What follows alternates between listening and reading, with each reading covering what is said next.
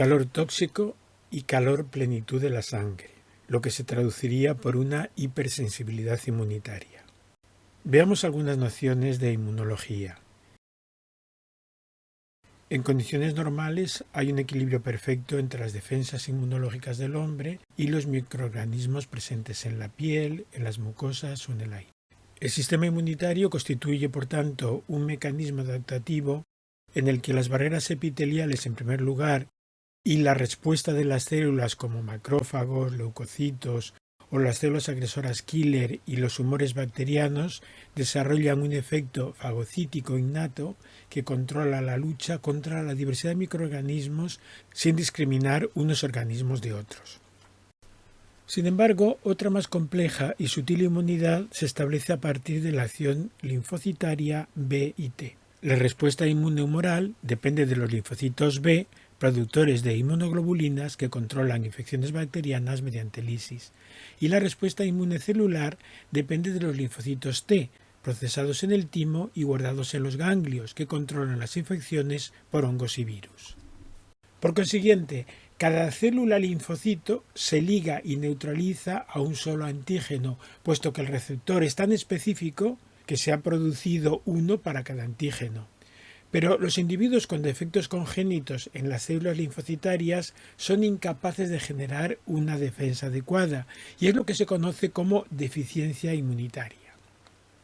Sin embargo, ahora de lo que vamos a tratar es de una situación inmunitaria absolutamente distinta: la hipersensibilidad a las toxinas, es decir, una excesiva respuesta inmunitaria con síntomas como fiebres, eritemas, calor, abscesos o forúnculos, y que en medicina tradicional china se conoce como calor tóxico, cuyos síntomas más destacados son los siguientes: fáciles y frecuentes fiebres elevadas, repetidos procesos inflamatorios diversos como anginas, gastroenteritis, faringitis, colecistitis, infecciones agudas, colitis infecciosa, conjuntivitis, etc.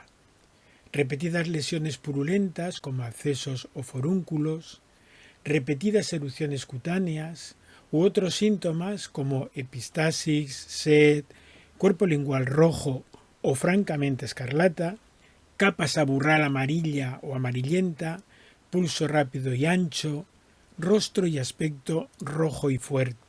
Y finalmente, algo muy obvio: calor intenso, hipertermia y sed.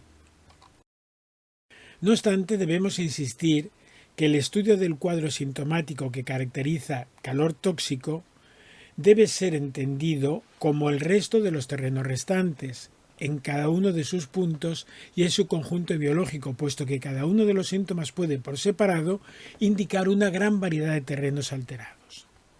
Sabemos, por ejemplo, que los abscesos y forúnculos indican terreno causal de calor tóxico, pero observamos, por ejemplo, el caso de una enferma afectada con anterioridad de un osteosarcoma en el fémur, que a pesar de haberlo superado felizmente tras años de cirugías y quimioterapias, le supuso una situación biológica general de decaimiento en la que los abscesos en rodillas se cronificaron y la supuración se instaló en ella sin solución aparente.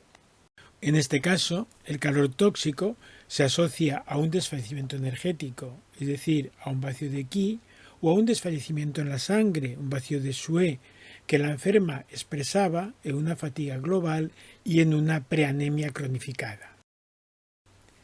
Es preciso evaluar, por tanto, la situación general del enfermo y especialmente los síntomas que dan carácter al terreno. Otro ejemplo sería un absceso en el área genital, lo que se expresa en un estancamiento enzimático y líquido en un punto del meridiano del hígado, es decir, estancamiento de Qi en el meridiano del hígado, lo que supone otro eje asociado a calor tóxico que en cierta medida se solapa. Una otitis media expresa calor tóxico, pero una otitis media crónica en un enfermo con una gran debilidad, palidez y de constitución inmunitaria pobre expresa también vacío de Qi, es decir, vacío energético que demanda estimulación general alternando con la cura propia del calor tóxico. Dentro de la misma dialéctica establecida para el diagnóstico de calor tóxico, se establece el análisis del síndrome de calor en la sangre, al que se identifica con los siguientes síntomas: fiebres fáciles y frecuentes, erupciones cutáneas marcadas como acné o eczema, agitación emocional, incluso comportamiento maníaco y o espíritu turbado, espasmofilia, fáciles hemorragias como epistasis o hematemesis, mejillas rojas, boca y garganta secas, lengua escarlata y pulso fino y rápido. Como vemos, se describe una situación de la sangre y se indica que como consecuencia de ella se explican patologías tan trascendentes como encefalitis y otras infecciones cerebrales, glaucoma y otras afecciones oftálmicas, tumores de piel y otros tumores, y nódulos, anginas, hemorroides, laringitis, prolapsus, delirios, psicosis maníacas, etc. Por tanto, ¿qué es el calor en la sangre? ¿En qué situaciones hemáticas se produce esta sintomatología y patología?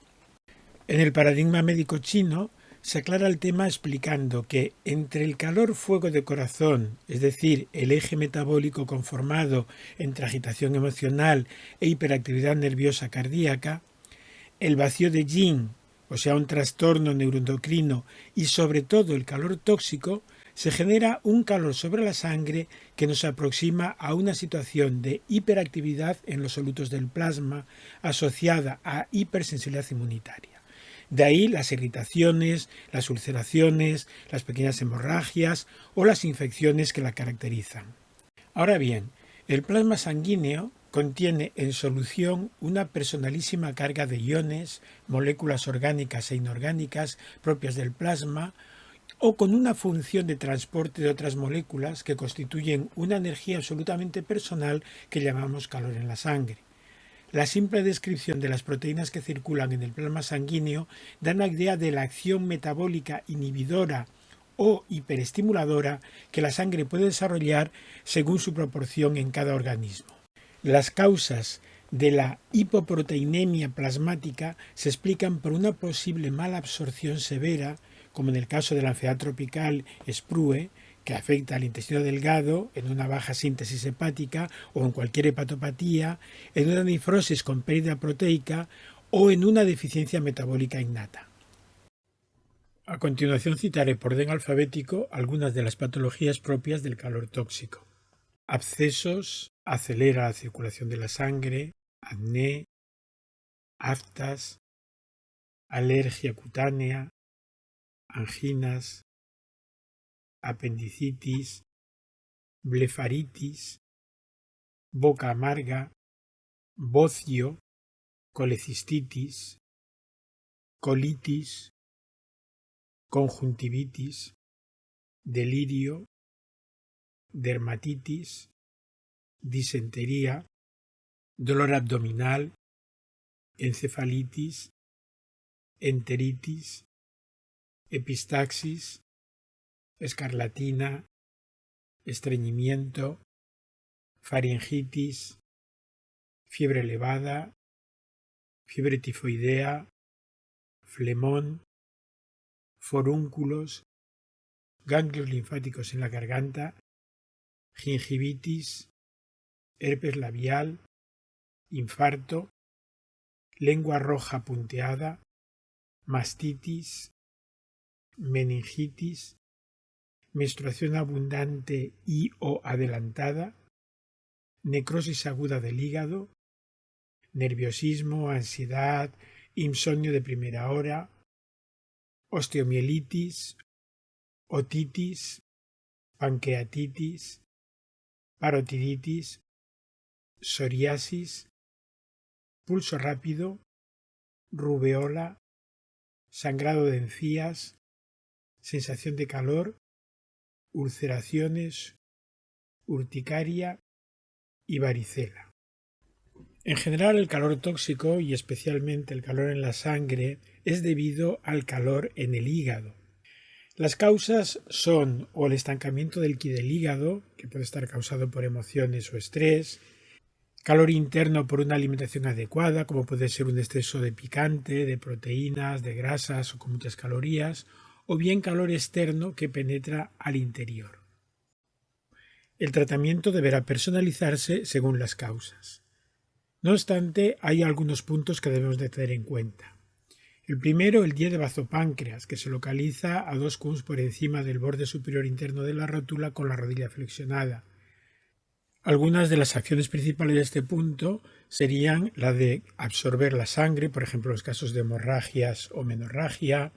Donde hay mucha sangre la lleva donde hay poca, enfría la sangre, en el caso de calor en la sangre, libera el bloqueo de la sangre, sobre todo en las mujeres con trastornos menstruales, como puede ser dismenorreas o miomas. Es un punto local para el dolor de la rodilla, regula la sangre y libera el estancamiento, es decir, trastornos de la sangre de cualquier tipo. Cuando a este punto le añadimos el die de intestino grueso, nos permite tratar el prurito. Otro punto a tener en cuenta sería el 6 de bazopáncreas, localizado a 3 cUns por encima del malleolo interno y por detrás de la tibia, en el borde de la tibia. Las características de este punto son que es el punto de cruce de los 3 meridianos yin del pie, es decir, riñón, bazopáncreas e hígado. Las acciones más destacadas de este punto serían, por un lado, que fortalece el bazo, es decir, ayuda a la metabolización del TAN y elimina la humedad, armoniza el regulador inferior, por lo cual trataría problemas de micción o problemas genitales, calma el Shem, se puede usar también para el insomnio. En los hombres trataría problemas urogenitales, tipo dolor de pene, incontinencia de orina, espermatorrea, problemas en la próstata. Y en las mujeres, problemas ginecológicos del tipo dismenorrea, menstruaciones abundantes, hemorragias después del parto. También fortalece el bazo, por tanto trataría los problemas del poco apetito, hinchazón, borborismos, diarreas, problemas abdominales, pesadez en las piernas, retención de líquidos, etc. Nutre el yin y también nutre la sangre, por tanto se puede usar como punto para los trastornos del SUE, por ejemplo, calor en la sangre, alergias, eczemas, dermatitis, urticarias. También para la éstasis de SUE, como pueden ser varices o psoriasis, mueve la sangre y en combinación con otros puntos puede refrescar la sangre, por tanto trataría picores o dermatitis. Finalmente es un punto local para los problemas en el pie. El tercer punto que deberíamos de tener en cuenta es el 11 de intestino grueso, localizado con el codo flexionado 90 grados en el pliegue del codo, cerca del epicóndilo. Es el punto Jo del Yang Min, punto tierra, por tanto, y también es un punto diablo. Él es el punto ya conocido como Gui Tui, que se traduciría por pierna del fantasma. Las acciones más destacadas de este punto serían que aclara el calor en general en condiciones crónicas internas, junto con el 40 de vejiga eliminaría las toxinas del cuerpo. También es un punto que elimina el viento, por ejemplo en los casos de urticaria. Enfría y regula tanto el Qi como el Xue. Lo utilizamos también para los dolores del tobillo, para la epilepsia o la manía. Aclara el calor del Yang Min, como serían los casos de agitación o de ansiedad. También es un punto que lo utilizamos para la opresión torácica y la hipertensión arterial. Mueve el Qi, sobre todo en combinación con el die de bazopáncreas. Interioriza y baja el calor del Yang Min, en los casos de fiebre, erupciones, eczema, llagas, etc. Es un punto para estimular la autoestima. Es un punto para el dolor del codo, por ejemplo, en el tratamiento de la epicondilitis. También refresca la cabeza en las personas que tienen poca memoria o falta de concentración o que se les olvidan las cosas.